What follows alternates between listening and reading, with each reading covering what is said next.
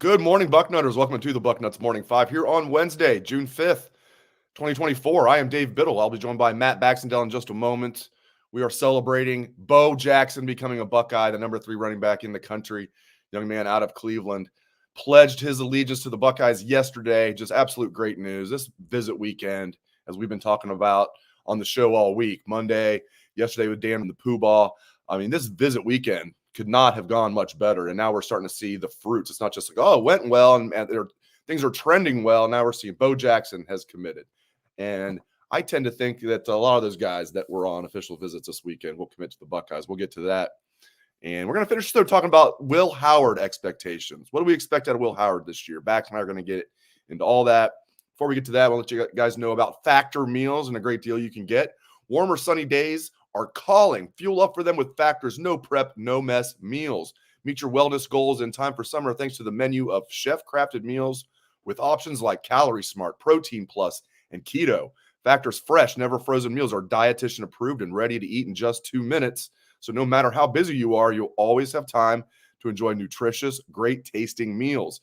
Make today the day you kickstart a new healthy routine. What are you waiting for? With 35 different meals and more than 60 add-ons to choose from every week, you'll always have new flavors to explore.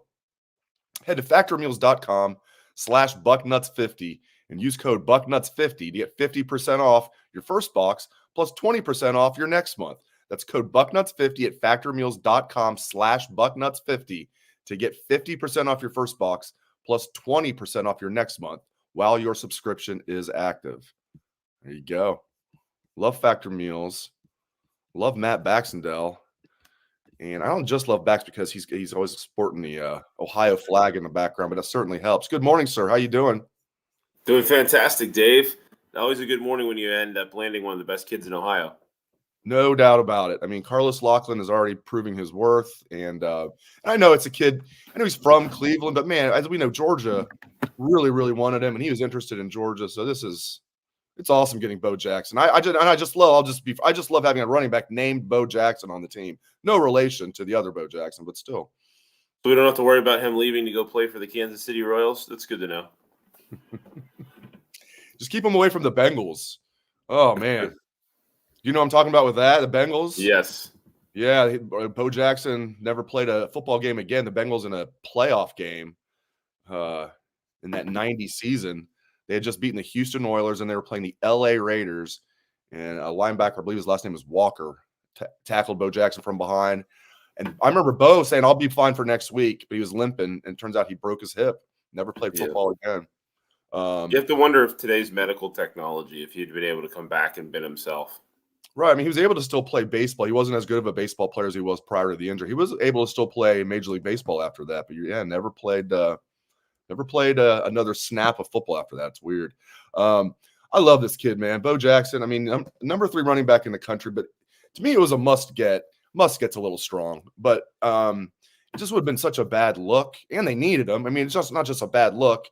I mean, what was the thing that we complained about Tony Alford? The recruiting, right? You know, he would always be, second. Oh, he almost got him. He got the verbal commitment from Bijan Robinson until Bijan called him and said, no, I'm actually going to Texas. He came in second to this guy and this guy and this guy. Carlos Lachlan doesn't seem like a guy that's going to be happy finishing in second place. He wants that gold medal back, and he got it. This is a great get. Again, I know he's a kid in Cleveland, but he could have gone anywhere in the country. I love his film. I'm pretty psyched about it, Bax. They used to say back in the days of Bo Jackson and the No Fear ads, second place is first loser.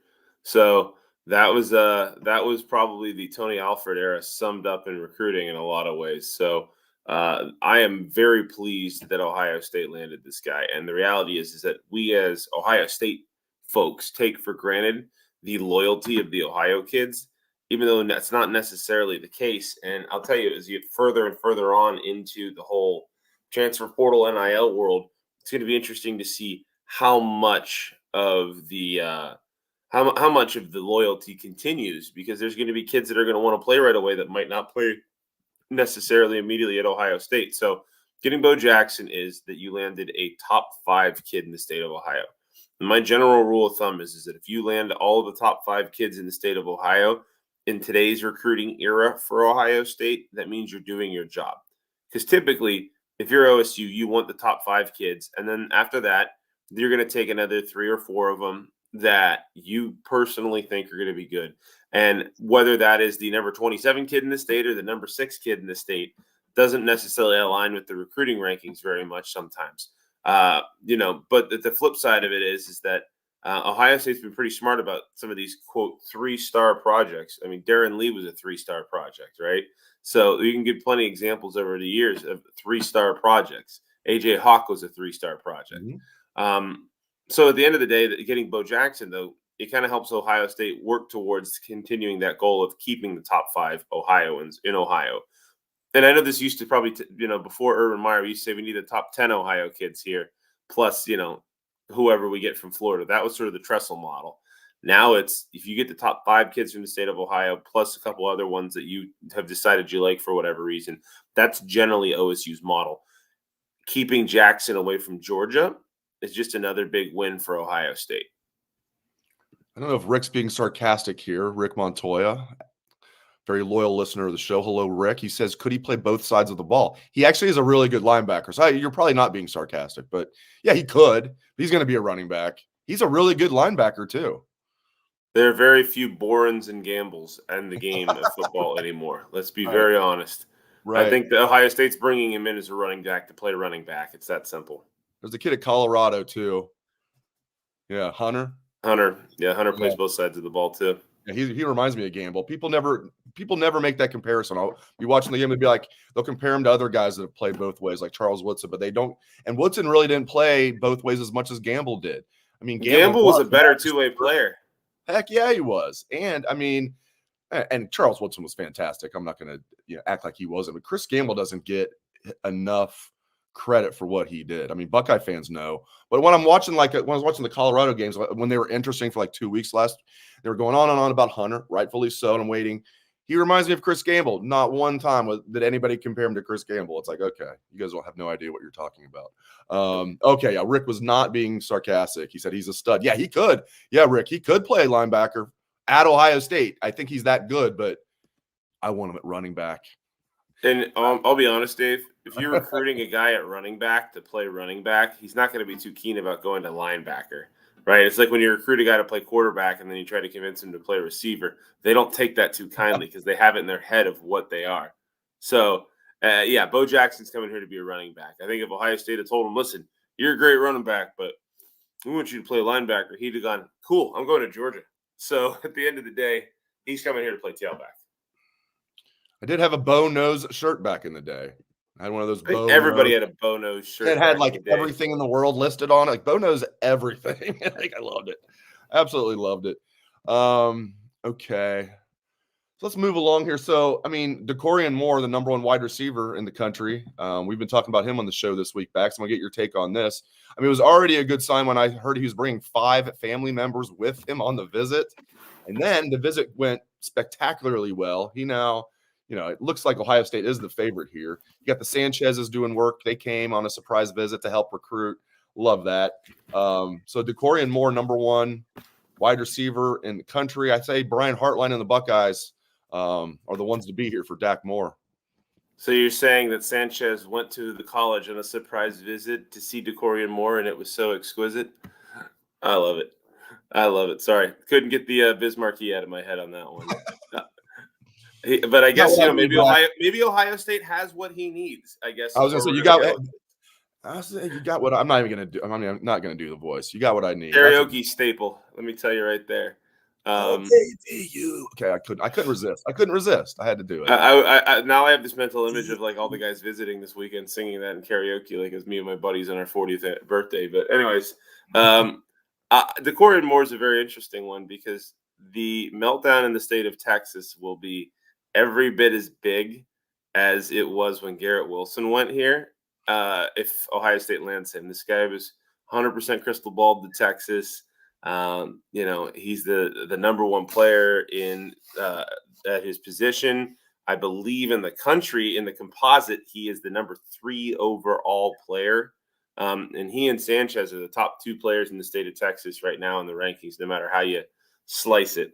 So if Ohio State takes the top 2 Texans from Texas, it's going to be very fun to watch. Now, if you remember last time this happened, Tom Herman tried getting Urban Meyer fired because of the whole Zach Smith thing.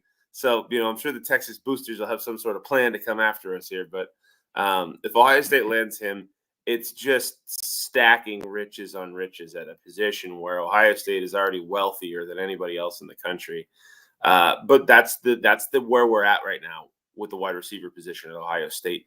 Is that the allure to come here for elite receivers is so strong that they don't care that, hi, I'm going to come here and I've got Tate and Ennis and Smith and that whole other gang. I mean, Mylan Graham isn't, just quietly here. And almost every school in the country, Mylan Graham would be there like, oh, Right. We're like forgetting about him.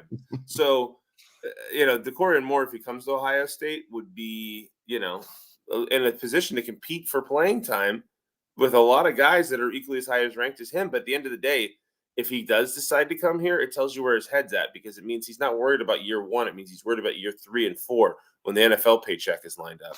The other thing I'll throw out about him is that he's a little smaller than some of these other big receivers we've been bringing in. He's only 5'11". So he might bring a little bit of a different element to the table too. And I think that's kind of an interesting component.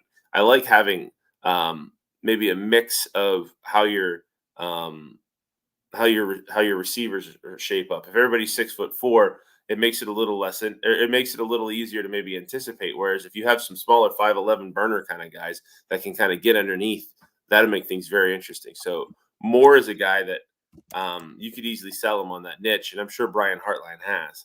But the continued payoff of Brian Hartline as the country's best wide receiver coach may well result in a DeCorian Moore commitment and announcement here in the near future. And if that's the case, it's a monster win for Ohio State. This is reminding me a lot of 2017, the 2017 class. We went down to Texas. Like, yeah, we'll take the number 1 player out of Texas, Jeff Okudah, or maybe Baron Browning was number 1 and Okudah was number 2. That didn't matter. Both 5 stars. Oh, we're also going to take a running back named J.K. Dobbins out of Texas. They were all okay. I love that. They were all kind of all right players. They were decent. Okudah didn't go very high in the draft. 2 people went ahead of him. I mean, he's a slacker. He fell all the way to 3rd overall in the draft. No, Baron Browning. I'm not breaking news here. They did not use Baron Browning correctly at Ohio State, but still, that was. They spent 3 years trying to turn him into a read and react middle linebacker when he was a point and shoot, attacking outside linebacker in a 3-4 set. We weren't schemed right for Baron Browning. But I didn't think we'd ever have a situation like that again. We'd go down to Texas and just have our basically pick of the litter. I'm jumping the gun a little bit, but okay. I like this. Jermaine H. Runnels on the Book of Face. Are you guys going to touch on Moore and French signing NIL deals with American Eagle? I found out they're big NIL backers of OSU. Eyes wide open, side eye. I love this, Jermaine. I'm glad you brought this up. So I was checking out American Eagle. I was like, wait a minute.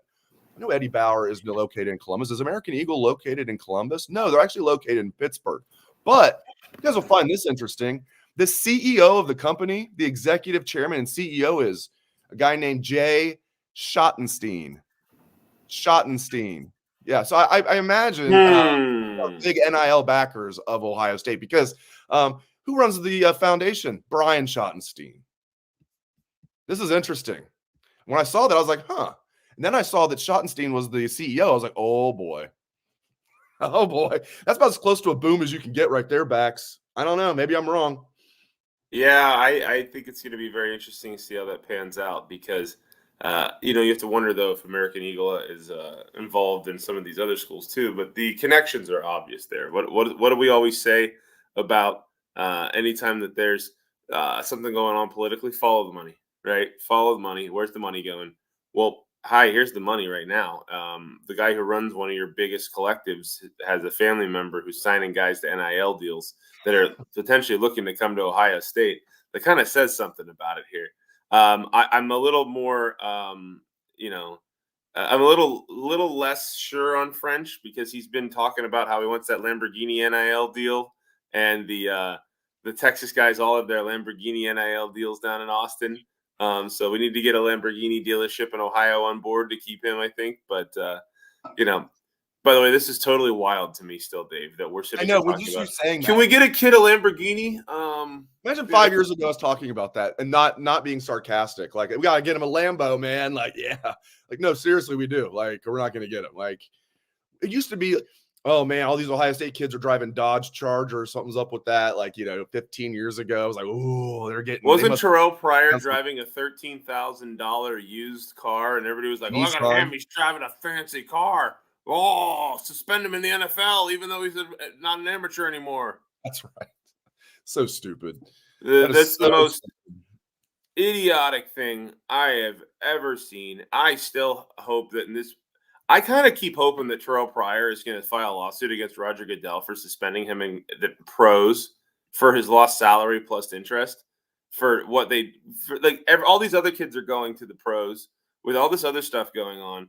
And Terrell didn't have a long NFL career. So like those 6 games or whatever he got suspended in the NFL, like that's not a small amount of money for him. So I keep waiting to see that happen. It affected all. I mean, DeVere was still a 3rd-round pick, but he would have been higher than that. He played, 2 games his whole senior year. Played well at Michigan. True freshman Braxton Miller. Ball was this far over his barely missed DeVere. Right, or they would have upset Michigan with true freshman Braxton Miller. DeVere went out and balled out. DeVere definitely would have at least been a 2nd-round pick, in my opinion. So it cost these guys money. That's a great point. I don't know if they would have a legal foot to stand on, but hey, if they did, that'd be great. All right, we're going to talk about Will Howard to finish the show, and we can touch on some other recruiting topics as well. I want to get Back's take on another Texas kid that I love, Henry Fanuku, the offensive lineman from Fort Worth, Texas. He also was on a visit this past weekend, and the dean says Ohio State's now his number 1 choice. Yeah, the good news just keeps on flowing. Speaking of good news, Omaha Steaks. You got to get with Omaha Steaks. I mean, Father's Day is now, we're like a week and a half away. This would be a great gift. And you can just get it for yourself too, or anybody. It's great stuff. I highly recommend it. And we got a good deal for you. With Father's Day right around the corner, what do you give the man who has everything? Easy. You give him an experience he'll never forget. You give him Omaha Steaks, because a world-class dad deserves a world-class steak. The Father's Day experts at Omaha Steaks have made it easy to put a smile on the big guy's face this summer with hand-selected gift packages starting at just $89. Just go to omahasteaks.com and use promo code Bucknuts at checkout for an additional discount when you shop gourmet gift packages for Father's Day. They have the best steaks, chicken, pork chops, burgers, and more. From dad jokes to skin knees, your dad is one of a kind. This Father's Day, show him the love with Omaha Steaks. Just go to omahasteaks.com, use promo code Bucknuts at checkout for exclusive savings on gift packages starting at just $89. He is guaranteed to love it. All right, are we guaranteed to love Will Howard? We shall find out. But I tell you what, ESPN Plus did a really interesting piece. A guy named David Hale does a good job, and he ranked all 134 projected starting quarterbacks this year in the FBS. Yes, there's 134 FBS teams. It seems like we get one more each year. And he did them in tiers, right? He did them in tiers. So there's tier 1, tier 2, 21 separate tiers backs. Will Howard fell in tier 3, which is actually pretty good. There are 21 tiers. So that would rank him, and he didn't rank them within the tiers. So if you're in tier 1, I'm sure Carson Beck would be number 1 of 1, but he was just in tier 1. A lot of people made fun of the fact that Jalen Milroe was listed in tier 1. David Hale did point out it's kind of a weak year for quarterbacks overall, but that would put Will Howard anywhere between the 10th and 13th best quarterback in the country out of 134. Your thoughts? If Will Howard is between the 10th and 13th best quarterback in the country, you can start celebrating the national championship right now. So get those ring sized, get those rings ready. The reality is that Will Howard, if he is a top 10 national quarterback, is going to answer every question we have at all about where this season could go for Ohio State. The simple fact of the matter is that I could tell you that Ohio State could win a national championship if Will Howard was a tier 5 out of 21 in my mind. At the end of the day, Will Howard, if he is that successful, would be absolutely a best case scenario for Ohio State. And I do agree. I think across the country, looking at the quarterback situation right now, I don't think that there's a lot of high-end guys. You had a lot of guys leave last year that were very productive veteran quarterbacks, but then somebody will appear because somebody always appears. But, from an NFL perspective, the quarterback that only starts for a year is always a very big risk because they almost never pan out. They usually need at least 2 seasons starting. But yeah, if Will Howard ends up being a top 10-ish quarterback in the country, then that Look kind out. of turns Ohio State from a juggernaut into an unbeatable team.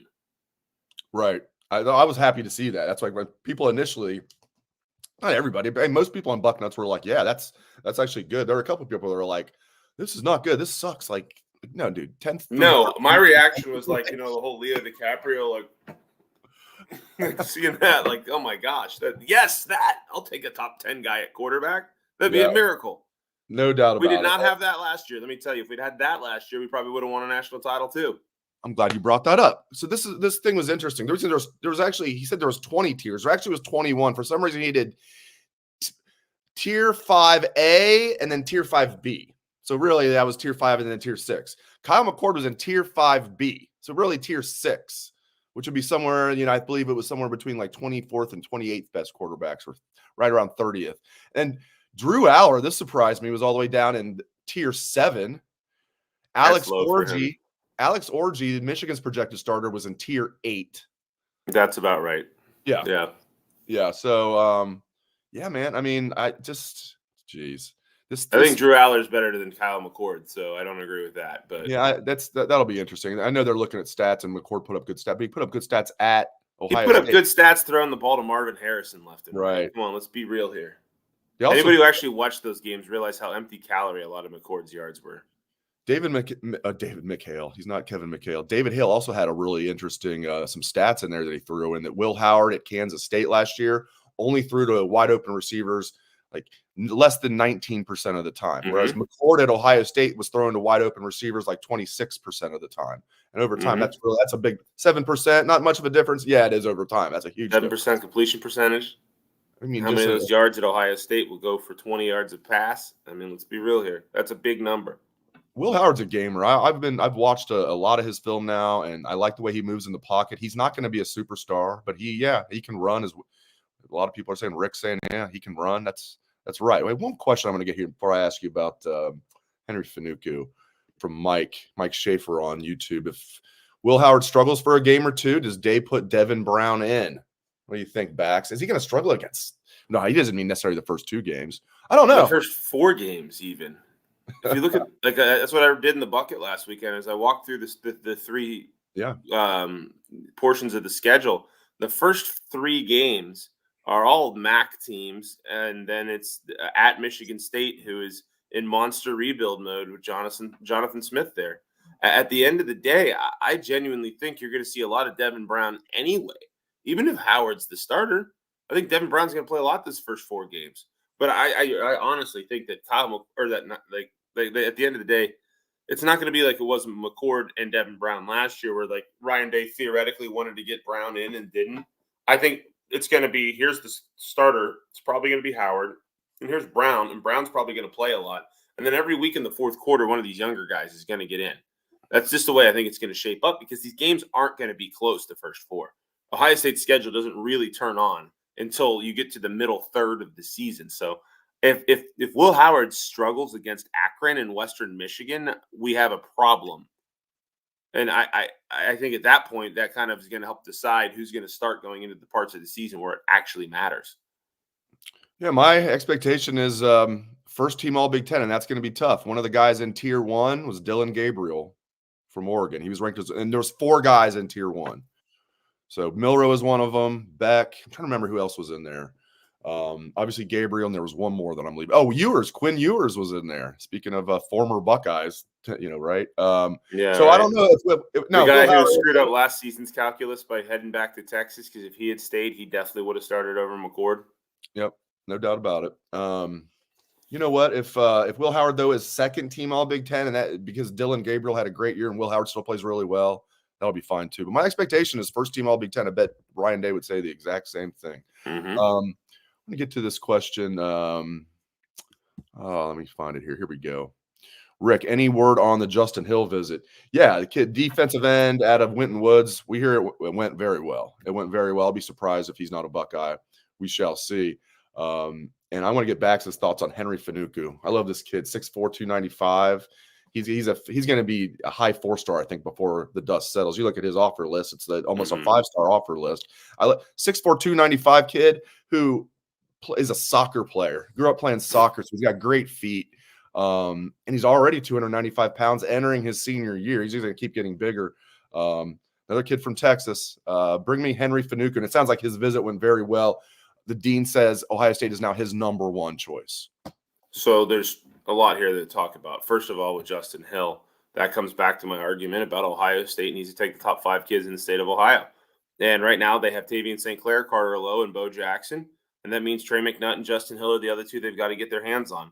And that's the basic calculus of what Ohio State needs to do in recruiting on the home front. So, yes, Justin Hill being added would be huge for Ohio State. Obviously, everybody knows McNutt's a guy that's getting a hard back and forth battle right now. I want him just so I can bust out the old McNutt for Heisman T-shirt from the days of his father at Ohio State, 2002 national champion Richard McNutt. But at the end of the day, Hill would be a huge pickup. As for Fanuku, he is a great example of why I have been telling everybody under the sun that I can that if you have a kid who's an elite athlete in one sport, make sure you keep them in other sports while they're growing up and going through it. Look at J.J. Watt. J.J. Watt was a hockey player until he was like 15 or 16 full time. So at the end of the day, you have to have these guys that can train themselves athletically in as many different ways as possible. And having Fanuku in the mix at Ohio State, his offer list reminds me of a lot of these guys that you've seen in the past that rocket up the rankings as it goes on. You remember Jonathan Hankins, whatever he was like a 3-star recruit for some godforsaken reason. And his top teams were Ohio State, Oklahoma, Auburn, and Alabama. I'm like, what are we? How is that guy a 3-star? Right.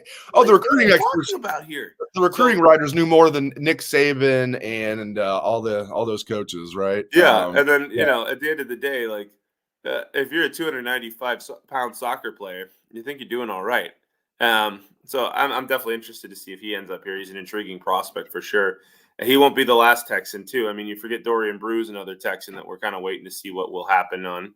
So that may be interesting. He's a Dayton boy who moved to Texas. Let's be real. Yeah, so he barely counts. He's not a real Texan. He's a Dayton boy.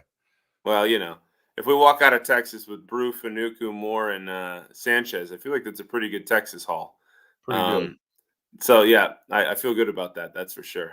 Last thing, okay, I do want to address this because this is fair. He says y'all keep discounting DB33. Y'all keep discounting Devin Brown. Okay. Here's what I'll say about that, though. Do we think Ryan Day brought Will Howard here to be the backup to Devin Brown? Or do we think Ryan Day brought Will Howard here to be the starter? I'm telling you right now, and if I'm wrong, I will give you mea culpa after mea culpa. I feel with every bone in my body, Ryan Day brought Will Howard here to be the starter. So am I discounting Devin Brown?